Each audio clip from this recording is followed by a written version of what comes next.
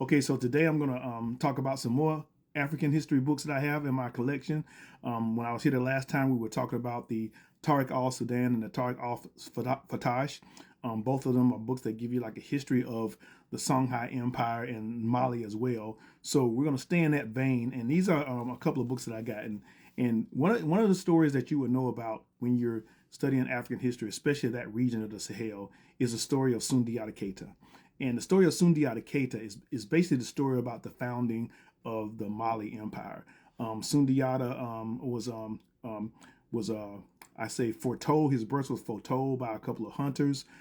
They described to his father what his mother was going to look like, and then eventually he had a child by her, and that's who Sundiata was to be. And one of the unique things about Sundiata was that he was born not without the ability to walk, and it was years later before he finally was able to walk, and he became the great leader that he was. And he was the person that basically combined all the different smaller kingdoms in the area, the different monsters in the area, and became eventually the leader of Mali. People also talk about how Mali was kind of like a democracy because of the fact that all of the different divisions of the country had a say so into the governing of the empire and stuff like that. So, and I'm saying this stuff very briefly. You need to read about it. But these epics, these stories are usually told by Jelles. You know, we know them as griots, but in that region they were known as Jelles, and they would basically tell the story of Sundiata Keita, and they would kind of sing it, and there would be some call and response there, and they would always start off by saying that this is the story, the way it was told to me from my father, who was told what it was told to him by his father, and so that kind of like give them some leeway as far as the story that the way that they're telling the story of Sundiata Keita might be different than the way another Jelle would tell it. So I have two versions that I read when I was doing my research. One of them, which is probably one of the most popular, one of the most well-known versions, is this one right here. It's Sundiata, an Epic of Old Mali, D.T. Niani. And this one reads a lot like a novel. It's very interesting and exciting. It was the first version of the Sundiata Keita story that I read, outside of a portion that I read when I was in school many years ago, and there was like a portion in our English class and stuff. But this is one of the first ones that I read. I picked up another one, which is this one right here, which is called Sunjata, and so it's his name is pronounced is spelled differently depending on different who's telling the story.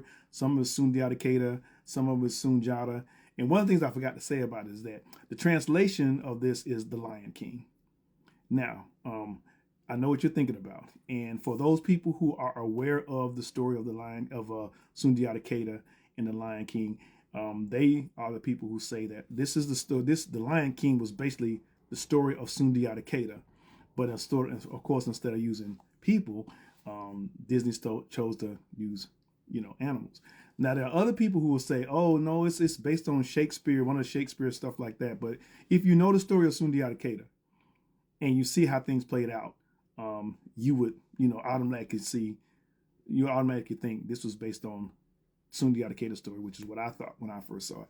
Now, one of the things about the story of Sundiata Keita is that he had a rival, and his rival was Sumanguru.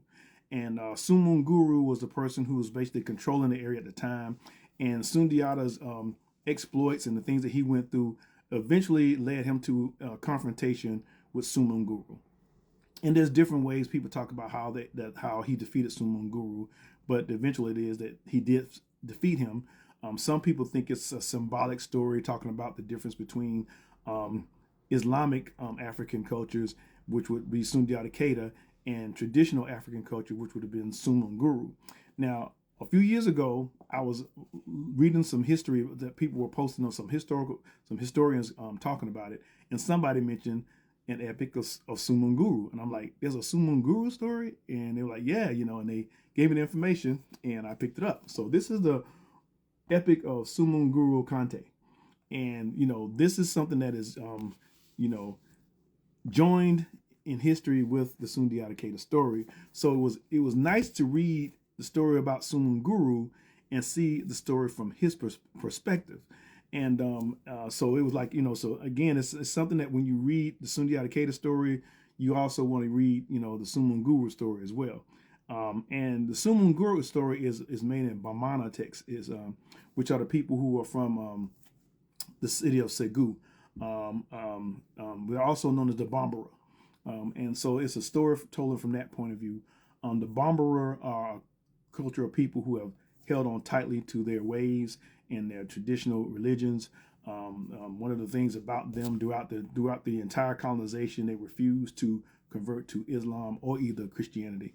So they're a unique culture in that standpoint. But let me cut this off because I'll talk forever. But yeah, these are 3 books that I think that are interesting in their own right. Again, the Sundiata, the Epic of Mali, this one, Sunjata, and of course the Epic of Sumanguru Kante. So those are the ones I'm talking about tonight. I'm going to probably be talking about a few more books on the African continent, but my plan is to, move westward and talk about some of the books I have from Afro-Caribbean history and eventually books from African American history and stuff like that. So that's it. Y'all take care. Peace.